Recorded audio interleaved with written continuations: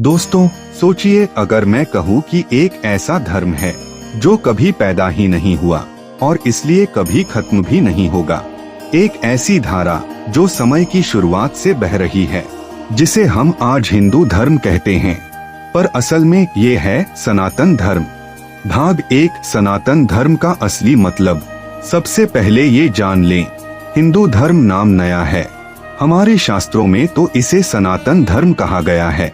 सनातन यानी जो हमेशा से है और हमेशा रहेगा। ये किसी एक व्यक्ति, पैगंबर या एक खास घटना से शुरू नहीं हुआ, ये तो ब्रह्मांड के साथ ही जन्मा है। भाग 2, सृष्टि और धर्म का जन्म। शास्त्र कहते हैं जब ब्रह्मांड का निर्माण हुआ तब सबसे पहले ब्रह्मा जी प्रकट हुए। उन्हें सृष्टि रचने का काम मिला। उनके मानस से 7 महर्षि उत्पन्न हुए, मरीचि, अत्रि, अंगिरा, पुलस्त्य, पुलह, क्रतु और वशिष्ठ। इन्हीं के मुख से वेद प्रकट हुए, ऋग्वेद, यजुर्वेद, सामवेद और अथर्ववेद। ये वेद कोई लिखी हुई किताब नहीं थे, ये श्रुति थे, यानी सीधा ईश्वर से सुना गया ज्ञान। यहीं से सनातन धर्म की नींव पड़ी। भाग 3, हिंदू नाम कैसे आया। अब आप सोच रहे होंगे, अगर असली नाम सनातन धर्म है तो हिंदू धर्म कैसे कहने लगे। तो हुआ यूं, बहुत पहले पारसी और यूनानी लोग सिंधु नदी के इस पार रहने वालों को सिंधु नहीं बोल पाते थे। उनकी जुबान पर स की जगह ह निकलता था और सिंधु बन गया हिंदू। धीरे धीरे ये नाम उन सभी के लिए इस्तेमाल होने लगा जो इस भूमि और इस धर्म से जुड़े थे। भाग 4, सनातन धर्म के 4 स्तंभ। सनातन धर्म 4 स्तंभों पर टिका है। 1, धर्म, सच और न्याय का पालन।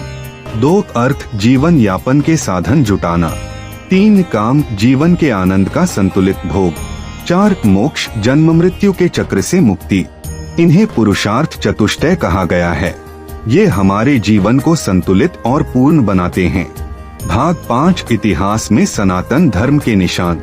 हड़प्पा और मोहनजोदड़ो की खुदाई में हमें शिवलिंग, योगासन की मुद्राएं और अग्निकुंड मिले हैं।